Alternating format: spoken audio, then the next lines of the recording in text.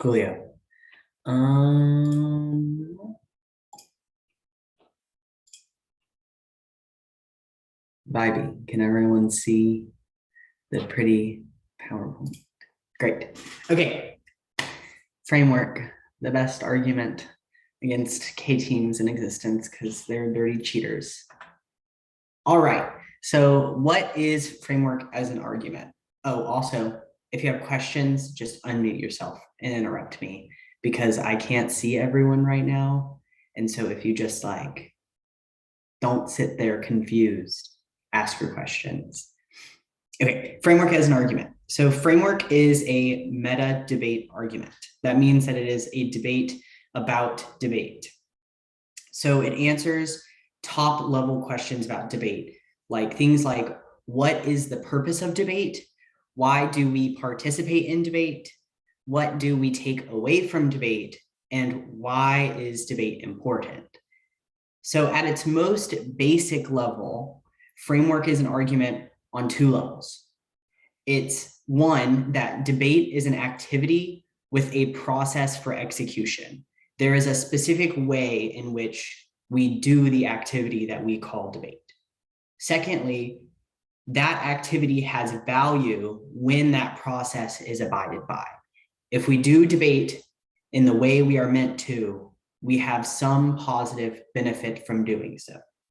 And so when you combine those two things, framework is an argument that debate should be done in this way for this positive effect. And one of the biggest questions about framework is, isn't framework just TUSFG?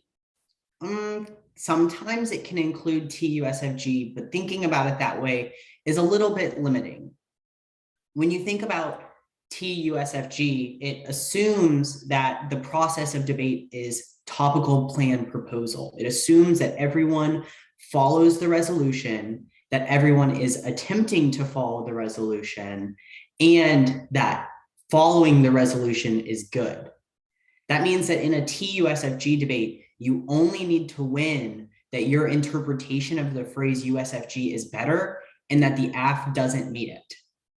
Framework, on the other hand, doesn't necessarily assume that the resolution dictates the content of debate. Sure, that can be your interpretation, and typically for the people on this squad, it will be your interpretation, but framework doesn't have as much of a box as topicality. That means that you have to win that your model of debate is better before you talk about resolutional wordings. So you have to win that following the resolution is better than other modes before you talk about what it means to follow the words in the resolution. For teams like Sanford that typically reads this kind of framework interp, it means that TUSFG can be a part of framework, i.e. the second part, once you win that resolutional debate is good, then you have the USFG portion, but it's not required. For example, last year, towards the end of the year, I was reading core antitrust laws as one of my resolutional definitions in my framework debate, which means that I said you should read a plan text, resolutional plan texts are good, and you don't meet that burden because you're not a core antitrust law or you're not a USFG action. So it can be more than USFG, or it can include USFG, or some framework interps won't talk about USFG at all. And those are more of the soft lefty KVK kind of framework interps. So I'm about to go into like the more of the process of reading framework. Does anyone have any questions on framework as an argument or like its purpose kind of thing? I am going to take that as a no. Let me see if I can make it so I can see everybody. Okay. Great. So a 1 and C on framework. It starts with an interpretation. What is the role of the affirmative and the negative in debate, i.e. how should we be proceeding to do the activity that we call debate? An example of an interp would be The affirmative must win that a topical policy option is better than a competitive negative option or the status quo.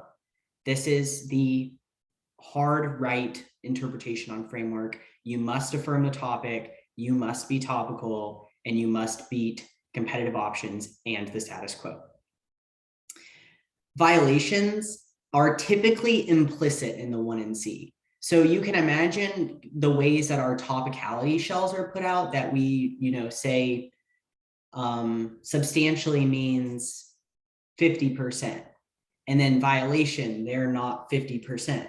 In framework debates, it's way more implicit. You just kind of skip over it because it's fairly obvious if your interp is to read a plan and they haven't read a plan that they violate.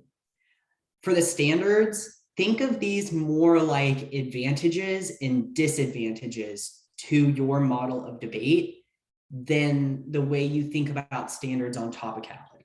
While they use very similar language to topicality, you have to win every part of a standard. There is no assumption that predictability is good. There is no assumption that clash or fairness or education is good. On framework debates, you have to win all of those things rather than making those kinds of assumptions.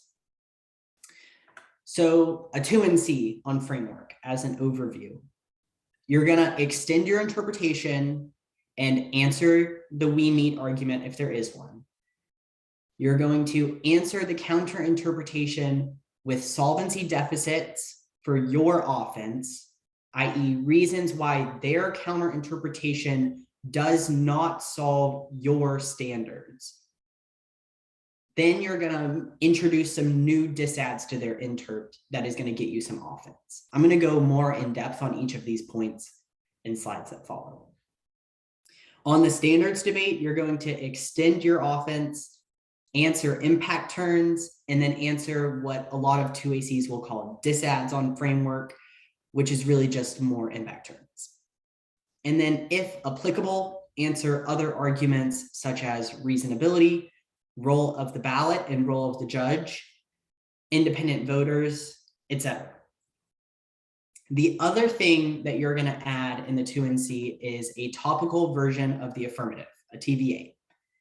You should note that some judges really love the TVA, and they think if you win a TVA, that is what's called a technical knockout, a TKO, and it means that the AF automatically will pretty much lose on framework if you win a TVA.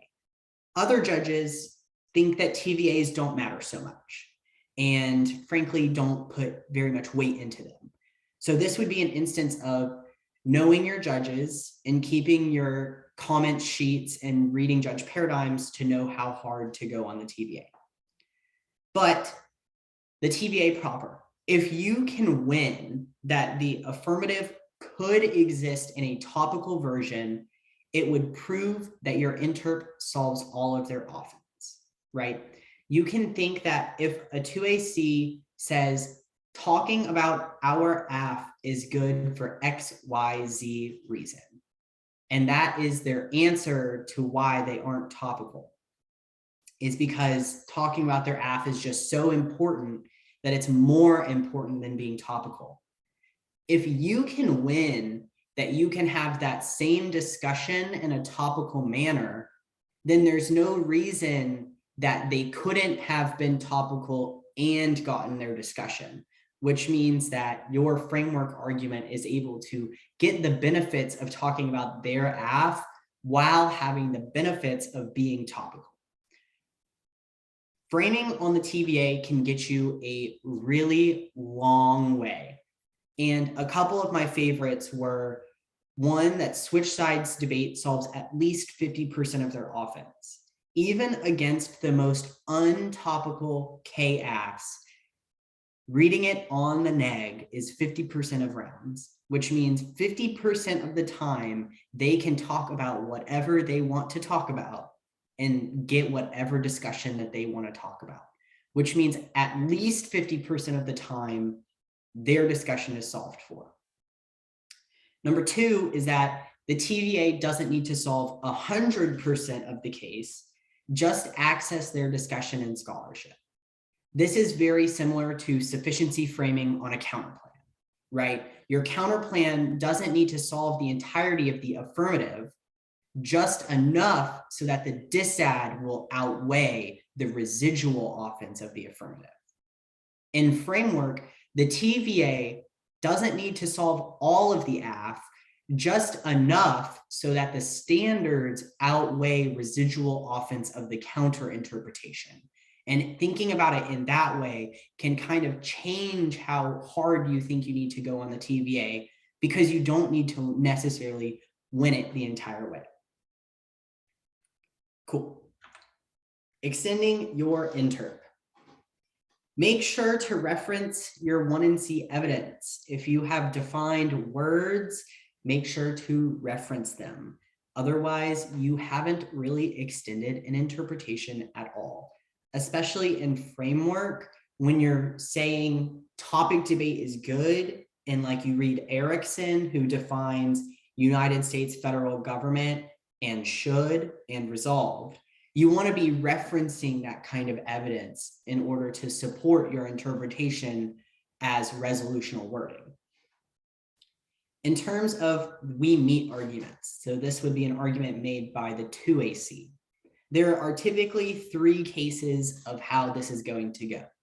The first and easiest is that they didn't make a we meet at all, which is kind of sad. Imagine answering topicality and not making a we meet argument. It's just easy to do. You say the words we meet and you made a we meet argument.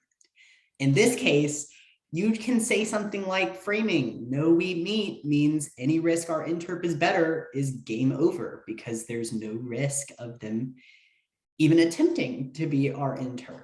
And you can kind of start to close doors. The second version is a we meet with no definitions of resolutional words. This is not a real argument. Imagine answering topicality without counter defining the word that the topicality violation is for.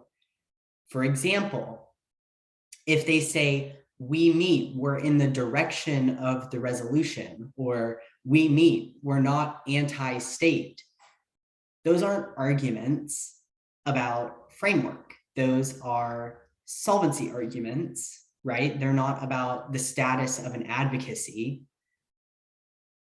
These are usually very easily answered by no, you didn't counter define X word or phrase, which means Y, and therefore you don't meet. You didn't counter define USFG should, which means you must be a policy action, and therefore you cannot meet our interpretation. The third, and honestly most rare in my experience, is a we meet with definitions. And usually these definitions are of the wrong words or non-resolutional phrases. An example of this that is very common is defining the word state as an assemblage instead of defining the United States, which is a phrase in the resolution, right? It's always better to define the phrase than the word because it provides more meaning. The United States is not the same state as the word state, meaning assemblage or government.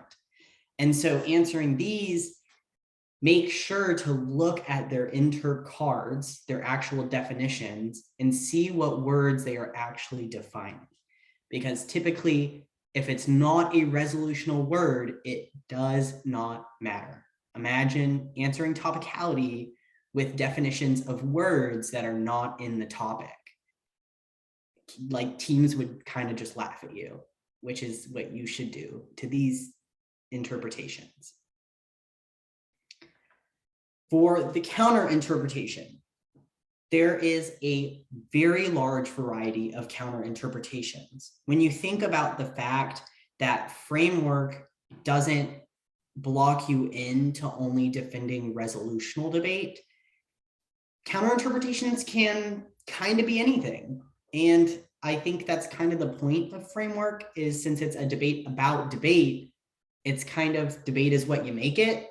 and people will make it whatever they want to make it. But even in this case, where there are hundreds of other counter interpretations, they will all fall into three categories. The first category is screw the resolution, and the resolution is bad. The second category is screw switch sides debate. And the third is I'm special, make an exception for my AF. No matter which category it is, make sure that you make arguments why it doesn't solve your offense. If their counter interpretation is that, affirmative should be in the direction of the resolution, you need to make arguments why being in the direction of the resolution isn't enough for predictability, right? It isn't enough for fairness. It isn't enough for education, right?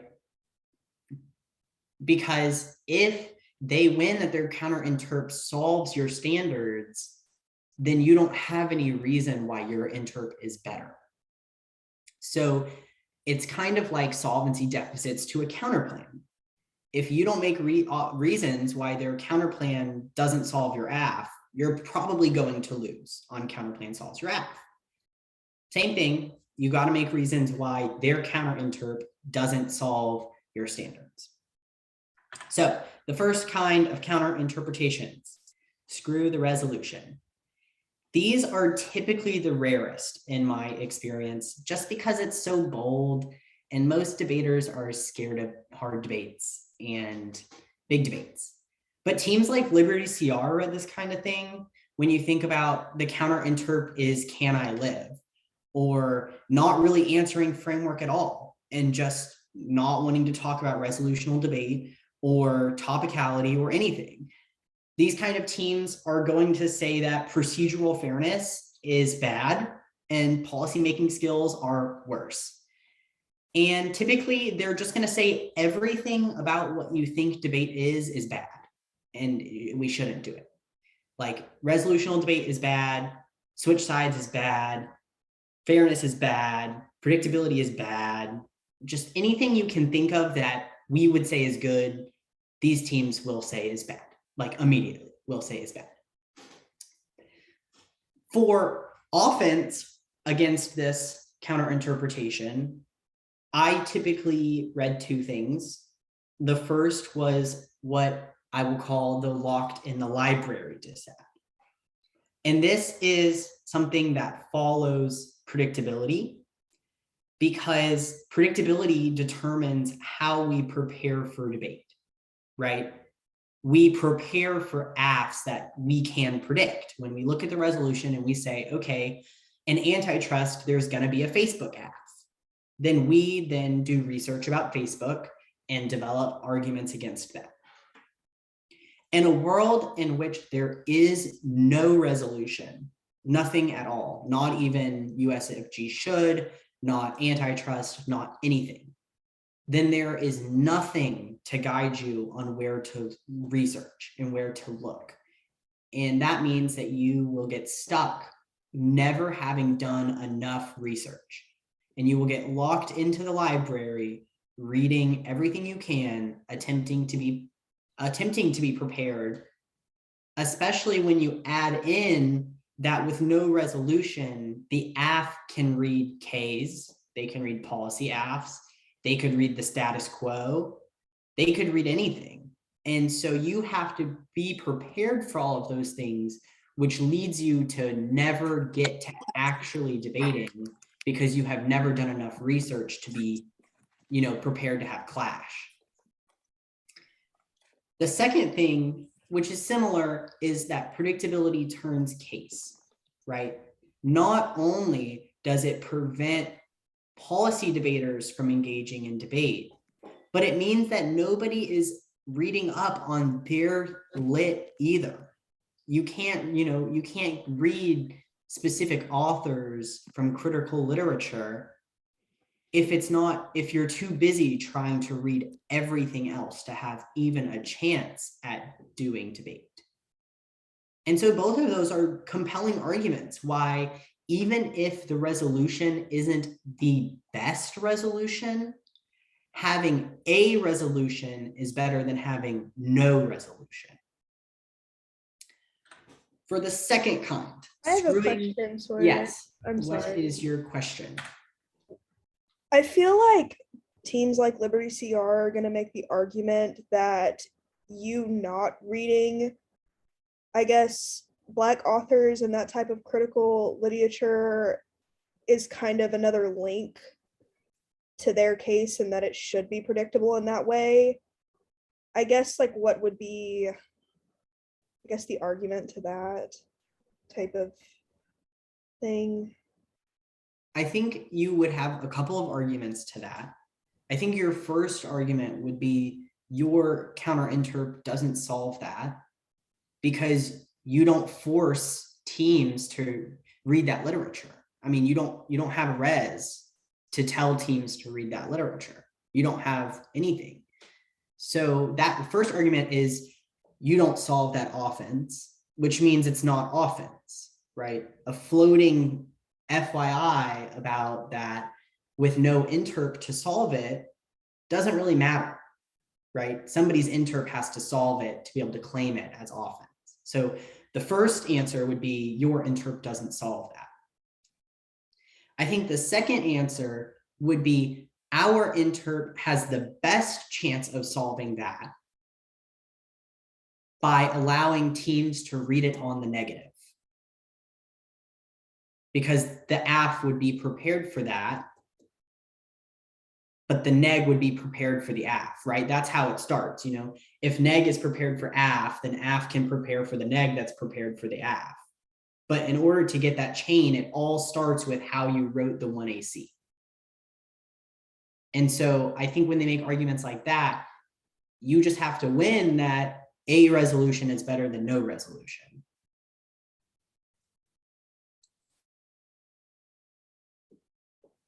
Cool. That answer your question?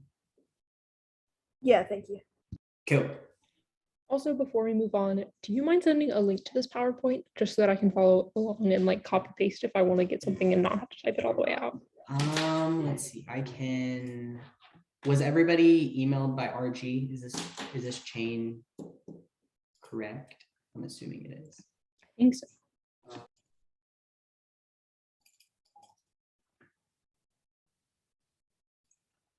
I just emailed it. Thank you so much. Mm-hmm.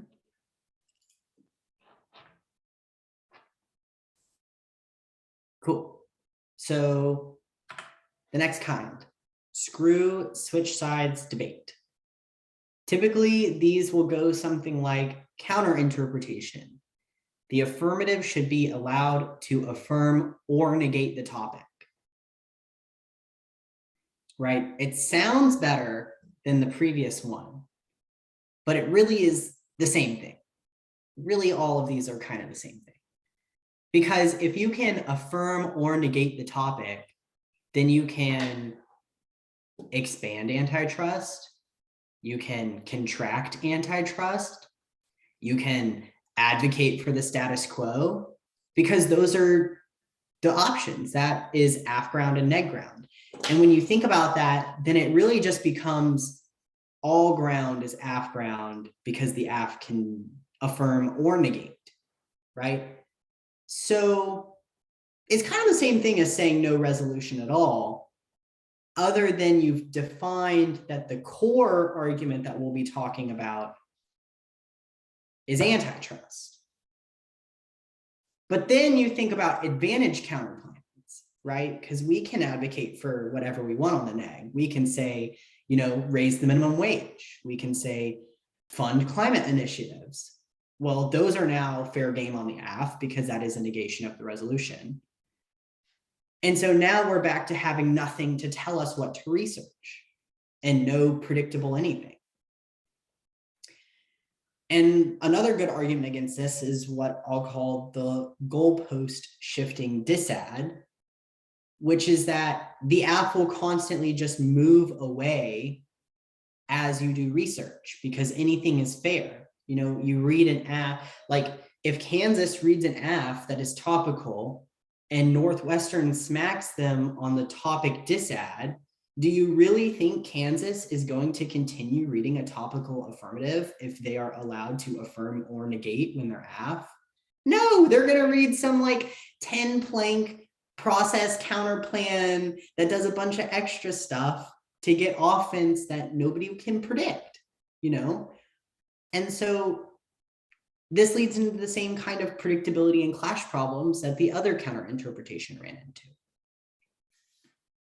This is honestly probably the most common. This one and the other one, this one and the third one are the two most common, pretty close to 50-50 though.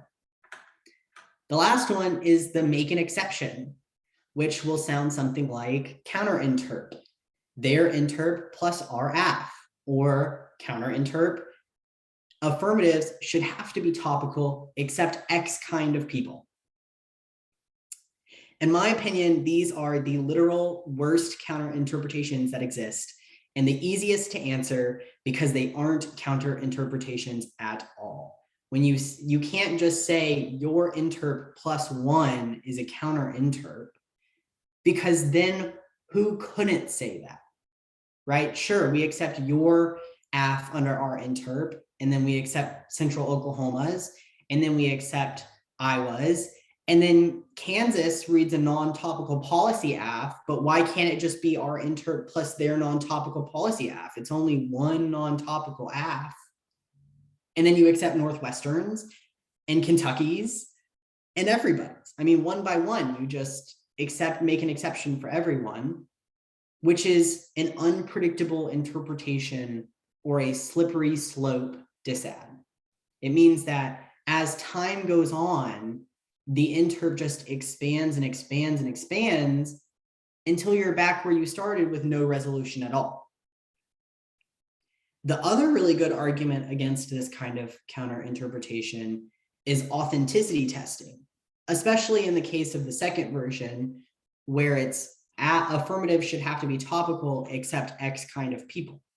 I mean, what is an X kind of person? How do you determine if a debater is X kind of person? I mean, that's a real question. How do judges determine if the debater meets that category to be allowed to be non-topical? And it is probably net worse to start authenticity testing debaters to determine if they must be topical than it is to just require everyone to be topical and not mess with that at all. And you can expand that out. I mean, it depends on the kind of people we're talking about, but you could give examples like, are debaters going to have to out themselves in order to run the AF that you say they should be able to run? Or are you going to force debaters to run topical AFs when they don't want to because they can't out themselves, and under your interpretation, they would have to? Those kind of questions will very quickly make this counter interpretation sound really, really bad. Because why should a cis straight white man decide if a debater is a minority? I mean, why should anyone decide if a debater is a minority other than that debater? And so you can't have an interp that relies on other people's perceptions of debaters in order to adjudicate debate, because then you're just adjudicating based on the identity of debaters, which sounds like a really bad direction to go in. We should probably not be adjudicating this activity based on what people look like.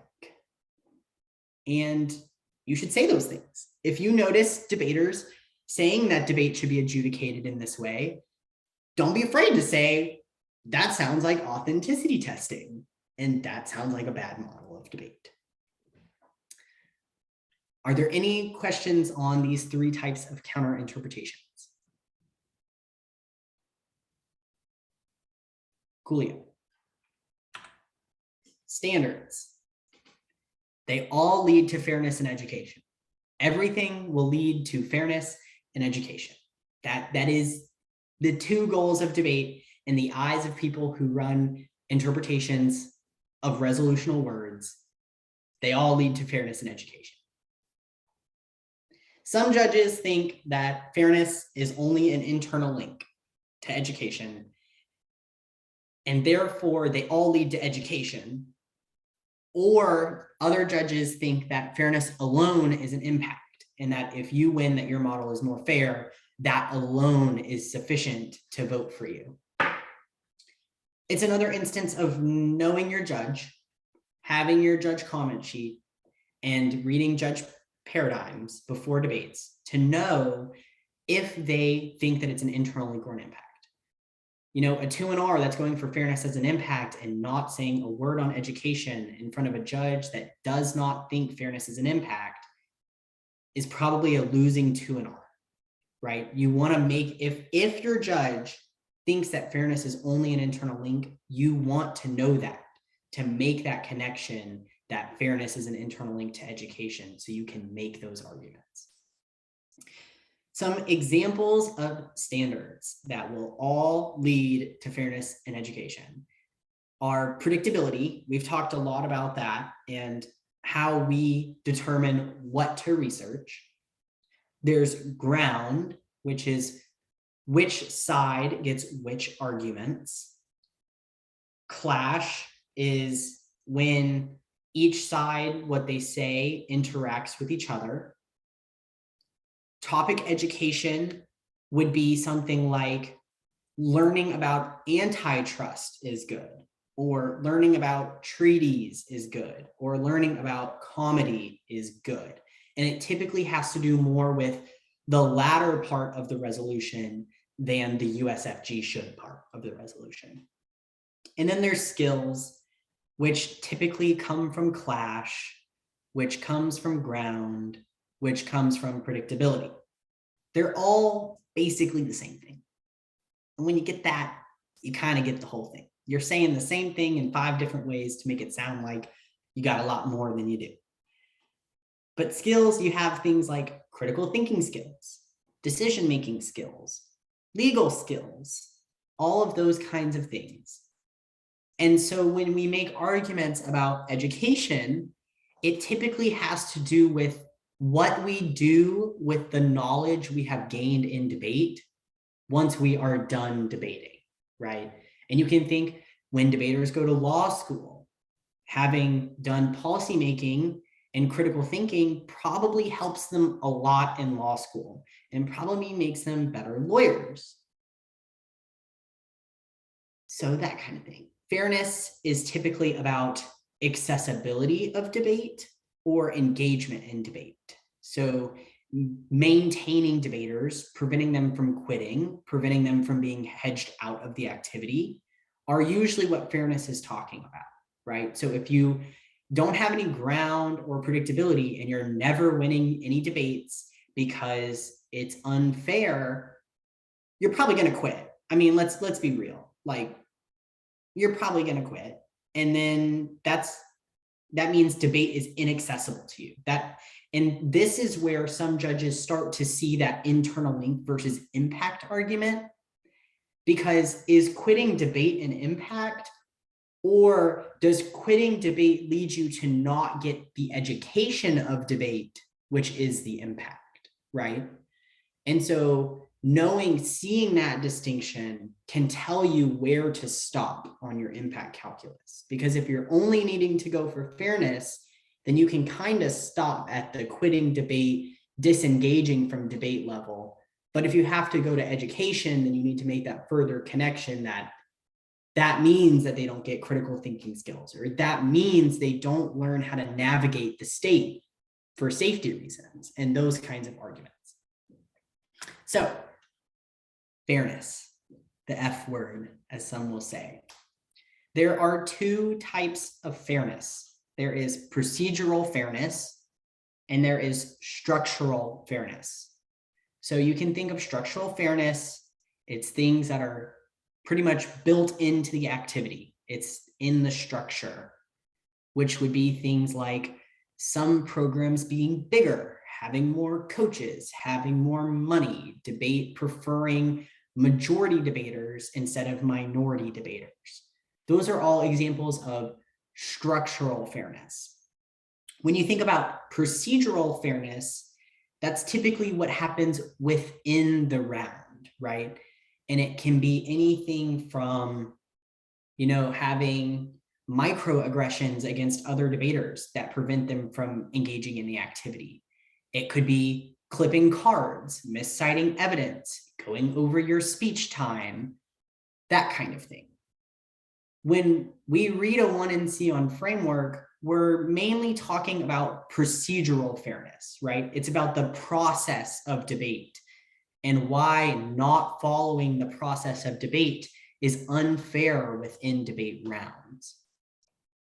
Typically, 2AC answers to this are talking about structural fairness, the difference between stealing prep and just having a bigger program, which makes them better at debate.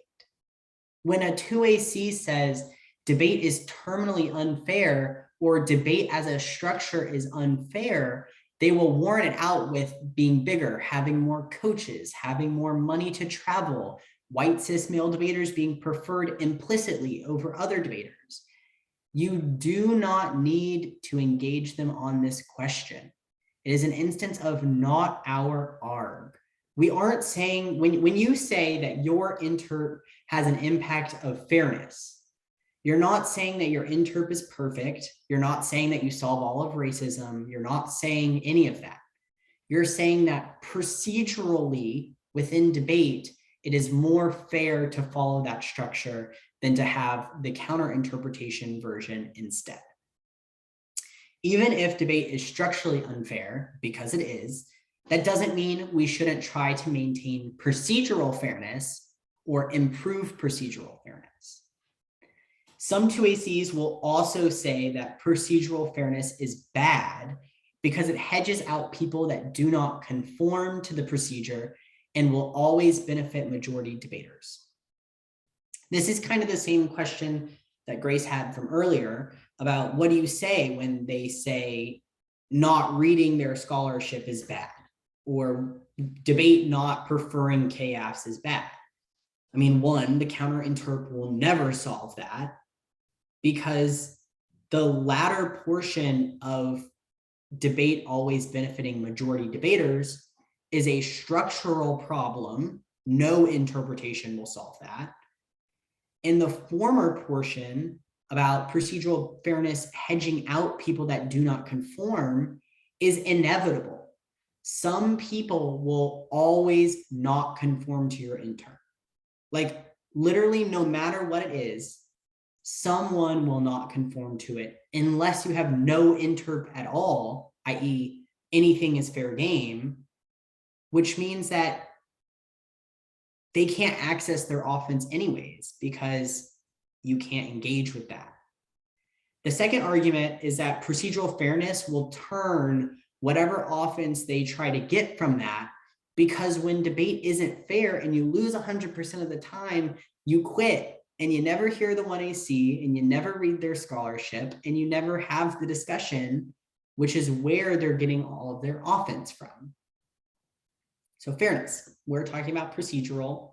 We don't need to talk about structural because debate is unfair structurally and the interp isn't trying to change that. Education. In my opinion, this is the best impact to go for. I'm kind of in the boat of fairness is only an internal link to education. Debate teaches us skills in a way that other activities can't, such as argumentation, critical thinking, iterative testing, research, policymaking, etc.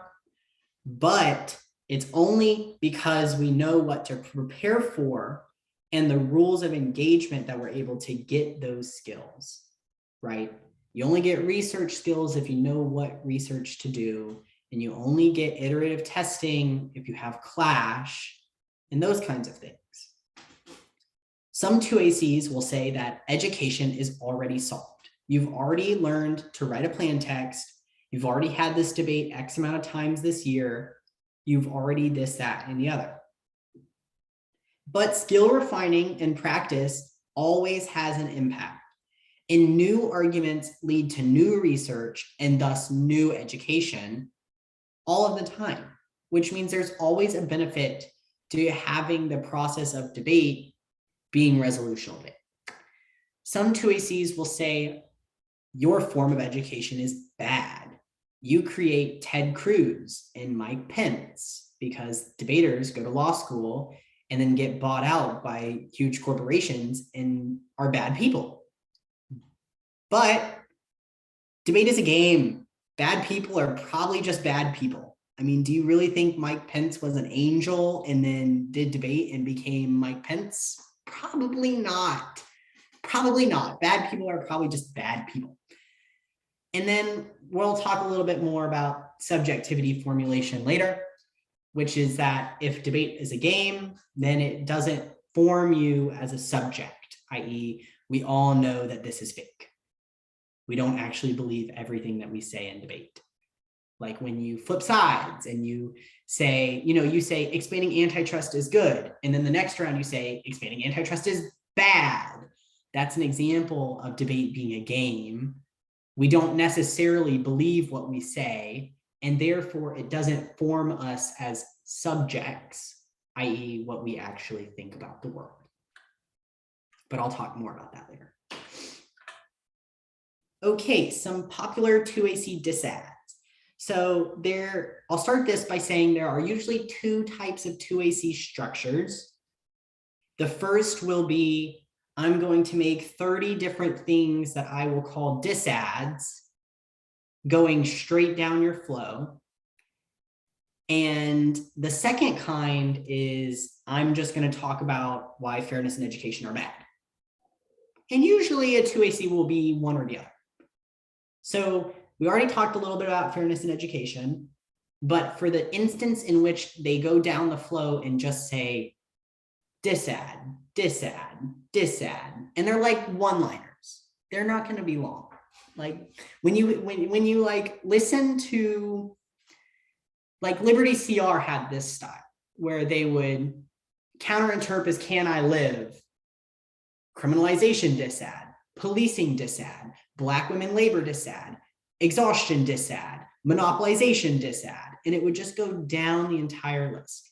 In this instance, start by actually looking at the disads and thinking about them. I guarantee you 80% of them are the same disad with different words. This is an instance of grouping arguments or simply saying criminalization and policing are the same thing. The disads are the same thing. I've already answered it above. You don't need to answer all 30 independently of each other. So I'm just going to go through these three. They're the most popular. The criminalization and policing disad is you police X kind of people for not conforming, which is violent. Debaters shouldn't police other people. We shouldn't simulate the state, blah, blah, blah, blah. Their counter-interp won't solve that, right? If they've said counter-interp be in the direction of the resolution, that still has a criminalization and policing aspect to it because there is still ways to not be in the direction of the resolution, which means those people are still criminalized and still policed. If their interp doesn't prevent criminalization or policing, then it can't win on a criminalization or policing disad because it doesn't solve it. You can't have a net benefit to a counterplan if the counterplan links to the net benefit, right? So if we make arguments why the counter-interp links to criminalization and policing, then that's a reason why it can't be, why their interp can't be better. So let's think about this in like really, really basic policy terms. We have a guidance counterplan and we have a politics disad. If you do not answer the argument that guidance links to politics, can politics be the net benefit to the counterplan? No. And can a counterplan win without a net benefit? No. Okay. So if they have an interpretation of debate and the net benefit is criminalization of debaters, right? So they say, here's our interp of debate. Your interp is bad because it criminalizes debaters. And we say, well, your interp criminalizes debaters too. right, then their interp has no net benefit and therefore is not a better interp of debate, right? So for each of these disads, you want to follow a similar structure. You want to say your interp doesn't solve that. Our interp doesn't cause that. That bad thing is inevitable or already happens. Or you haven't said an impact to that thing. And the last one is really specific. It's not that that thing doesn't have an impact, right? It's not that criminalization doesn't have an impact. It's that they haven't said an impact, right? And this is an instance of framework where we don't want to engage on tense issues. We always want to kind of skirt around them a little bit, right? We don't want the debate of if criminalization has an impact or if that impact is bad. We'd rather just say, you didn't say it has an impact, and therefore there's nothing to weigh, right? It's not that it doesn't have one, it's that you didn't say it has one, which sounds like the same thing, but one will get you in a lot of trouble and one will not get you in a lot of trouble. Yes. Is this specific to this type of like 2AC disad? I'm gonna take all of your arguments and say disad, disad, disad, or can these concepts be applied also to when they just like answer it, like when they go down your flow but they don't call it a disad? It all applies. Okay. The 2AC styles are the same. They just label them differently, if that makes sense. So the same arguments will apply, just called different things. So the second one is an exhaustion disad, which would sound something like, you force us to do labor, or you force us to role play the state, which is violent, or causes X debater to quit, or we get too tired to continue doing debate. We use all of our energy and then we can't do it anymore, right? And so I think Liberty CR read this argument and said, you force us to do labor to be resolutional, and then Black women get tired of doing all the labor and quit. And Black women quitting debate would probably be a bad thing, which it would. Same thing. You want to say your interp doesn't fix that. Our interp doesn't cause that. And if they didn't impact it out, then you can say, you didn't say an impact to this, right? So this would look something like 2AC says, next is the exhaustion disad, forcing us to role play the state is bad and causes us to get exhausted. Next. Well, like what is the impact to that exhaustion? Like there's no way to just weigh exhaustion. And so if that's all they say, then you can kind of come back and say, well, you don't have an impact to exhaustion. You didn't read one, and therefore it's not a complete argument. The last one that you will hear frequently if you read a hard right interpretation is that you're the PRL. And this is just the PRL and you just hate Ks, or your interp means that there's no K debate, or K debate is good, or reading critical literature is good. Any flavor of the K is good would be this kind of argument. So for context, the PRL was a subset of the debate community who sought for K's to be done away with. This was when Natalie Benny was debating at Samford. And for context, Natalie Benny was reading K arguments at Samford, and Samford was not invited to the PRL meetings. For context, would they today? Probably. We'd probably be invited. Like, let's be real, we'd be invited. But when the PRL was actually happening, we weren't. We were K. But the best argument against this is we don't eliminate Ks from debate. You can still read it on the neg, solves 50% of the time, which means that there can be a K in every single debate round. Every single round. So I don't know how we hedge out Ks. The second argument is that you can read critical arguments with a topical implementation, which means that critical scholarship can exist on the AF. Therefore, we do not link because we do not do the bad thing.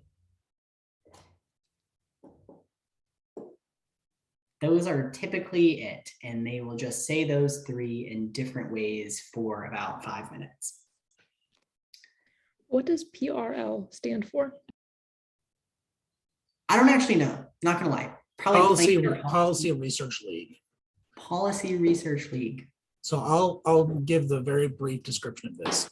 At Wake Forest, I believe it was 2015, a private meeting, invitation only, was held to try and create tournaments where if the affirmative did not read a topical plan, that you could call the tab room and the tab room would immediately vote negative.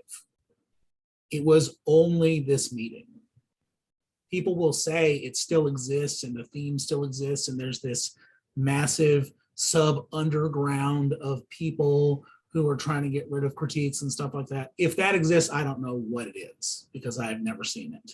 So that's what people say it is. And I'm sorry to interrupt. That's just one thing that I know from the past because I'm old. Cool. Any questions? Great. So now some other arguments. And typically this will come with more experience in framework debates, but a lot of teams just make a lot of different extra arguments at the end. And it's kind of round by round. And I'm not gonna lie, like when I started, so when I was a freshman, I wasn't the 2N in framework debates. I would actually swap and be the 1 in framework debates because I didn't know how to do them. And I didn't really get Ks. And my partner was just better. So I would be the 2N. And then if it were a K round and it were KF, I would be the 1N for that round. And then I got really frustrated with so many people reading KFs and wanting to tell them that they were cheating. And so over Christmas break, I was like, Lee, I want to learn how to be the 2N against KFs. And he sat me down and we talked and he gave me the rundown on all the args. And then I actually got into K rounds and a bunch of extra shit was said. And I was like, ooh, we did not talk about that. I was like, ain't never heard these words in my life. And it just comes with experience that you start to kind of be like, oh, well, that's just this argument with some different words. Or, oh, that's just a bad argument. And that's why I haven't heard it before. Or, you know, like those are kind of how it goes. It's either like an arg you've heard and talked about before because it's a big thing. It's one of those args said in a different way that you just didn't recognize, or it's just a bad argument. And in the case that it's a bad argument, those typically reveal themselves in cross-ex and in prep time, because when you actually go to prepare for them, you realize that they are either not arguments or not complete arguments. So these 5 are the big ones that we'll talk about so you know kind of about them. Reasonability is the same as T. I'm not going to talk about that much more. They're going to say good is good enough. You got some stuff to say. You obviously read framework. So it's fair. And you're going to say, no, competing interps is better, and move on. Just the way you do it on topicality. Same thing. Okay. Case outweighs framework. This is typically the first argument that a 2AC will make on the framework flow. They will literally just get to framework and be like, first, case outweighs. It's really important to talk about our 1AC. And that is not a great argument. Imagine going to topicality and saying, you know, our non-antitrust AF outweighs topicality on an antitrust topic because it's really important to do this non-antitrust thing. Like, it's just so important that who cares about being topical, right? And it just doesn't sound very good. Like, and the argument is that you shouldn't be allowed to access your 1AC until you win that it should have been read. Because framework is a debate about debate, right? It's a debate about what makes the 1AC. So why should your 1AC outweigh what determines how the 1AC should have been written? It shouldn't, because if we win that we couldn't predict your 1AC, then how are we supposed to negate it? And of course it outweighs. We couldn't negate it. We couldn't answer it, which is why you should never conflate the solvency of the case with the impacts of fairness, right? So case outweighs fairness is allowing the solvency of the AF to outweigh the impacts of fairness, which is bad.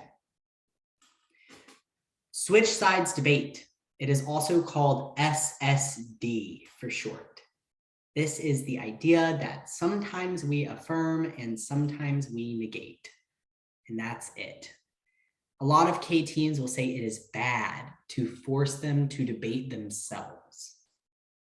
And we say that sucks, but you're gonna do it anyways, right? Like that is what this activity is about. It's about debating both sides of the topic. It's about getting the education. That's kind of how the competitive aspect of it exists. But there are reasons why debating yourself is good. I mean, when you debate your own arguments, it helps you make them stronger, right? Even if you don't believe in expanding antitrust, arguing for it will make your arguments to not expand it stronger, because you are more easily able to find the weak points in your arguments through research and clash, all of which your interpretation of framework is able to provide. We also have some EV in the framework file about why role-playing the USFG is not violent. That is an argument that is, you probably don't have to read that card in the round, but I would recommend reading it before your framework debate. It makes some good arguments about why debaters are able to separate themselves from the role-playingness of debate, i.e. when we propose a policy by the USFG, we don't actually think of ourselves as like Congress, and we don't actually think of ourselves as like Joe Biden, and that we can separate ourselves from the actors of our advocacy. The same thing, your interp doesn't stop switch sides debate. So even if you win, it's bad. It's not offense because your interp does it too. Okay, role of the judge and role of the ballot. I don't know if y'all have had K lectures yet. It's exactly what it sounds like. What's the role of the judge? And what's the role of the ballot in debate? You will always hear us saying the only role of the ballot is to vote for the team that did the better debating. And the role of the judge is to follow the role of the ballot. Honestly, these two arguments have nothing to do with framework. Zero, zilch, none, nothing. They are case arguments that just get thrown onto the framework page. But if you don't answer them, you're probably going to lose. So, and that's kind of how K debates go, you know, like a little bit of framework stuff gets thrown on case and a little bit of case stuff gets thrown on framework, and everybody's just got to do their part, right? So they say, you know, role of the ballot is to vote for the team that best deconstructs the state. Well, that sounds like a pretty self-serving role of the ballot. And why does not justify affirmatives always making the role of the ballot to be their AF? The role of the ballot is to vote for the team who best decreases monopolization by the shipping industry. Good luck being negative. Right? Like that's why those kinds of things are not good models of debate. Okay, finally, subjectivity formulation. So this is the idea, is debate a game or not, right? Our position with a hard right interpretation is that debate is a game. It's something we do on the weekends for competitive reasons, and we know it's fake. Nothing in debate is real. We know that when we fiat something, it doesn't actually happen. We know that we're not actually Joe Biden or the Supreme Court. And that is why the role of the ballot is to vote for the team that did better debating, because it's not actually about finding the answer to the resolutional question. It's not actually about should we expand antitrust. It's just about who's better at arguing, right? Who's better at playing the game that is debate, which is why debate is so technical, right? If you drop an argument, does that really mean the argument is true? Or does it just mean you got spread out, right? Because debate, the truth of the matter is, debate is a competitive activity, not an educational one. I mean, it has educational benefits, but the purpose of debate is not really education. I mean, you're kind of lying to yourself if you think that Nina Friedman is in debate for education. Nina Friedman is in debate to win and get trophies, and Northwestern is in it to make money, because that's how debate is. And so we say, you know, role playing the US doesn't form us as subjects of the US. It's other things that do, right? Because when we're neg, we do the opposite. And when we're AF, we're the US, and when we're the neg, we're not, which means since it's a game and since you switch sides, you know it's not real because you're always going to have to debate against yourself, which means we're just doing all this for funsies.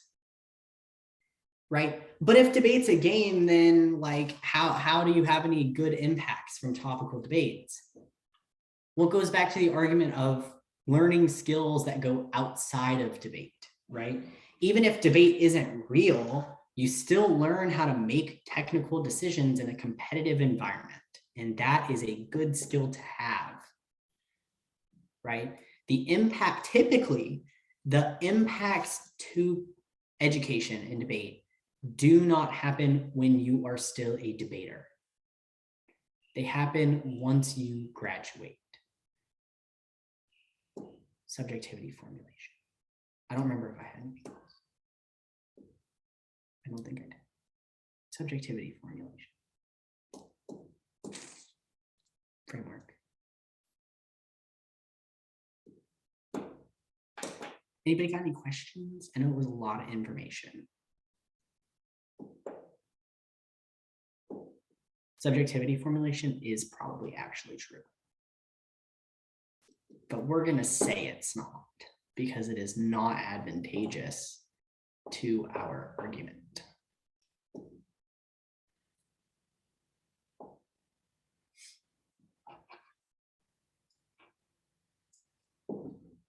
Coolio. Thank you so much, first of all.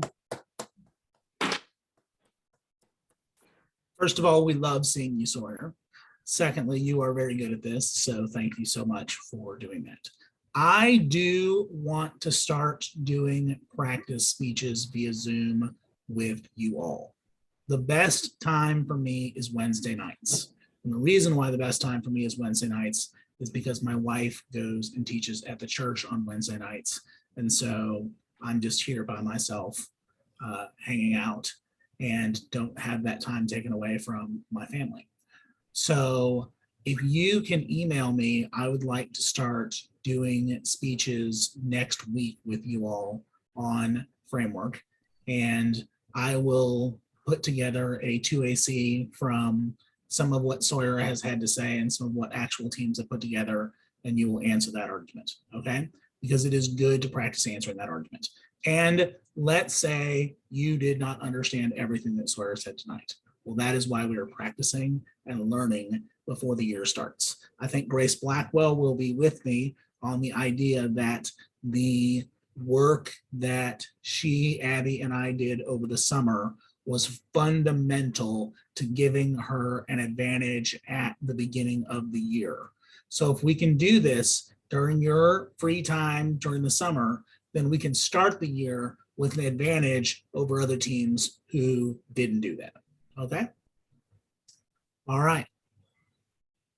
I am done. I will see you all later, and email me about speech times because that would be good. And thanks again, Sawyer, for helping us out. No problem. Thanks, RG. Thanks, Sawyer. Peace out. Thank you, Sawyer. Bye, RG.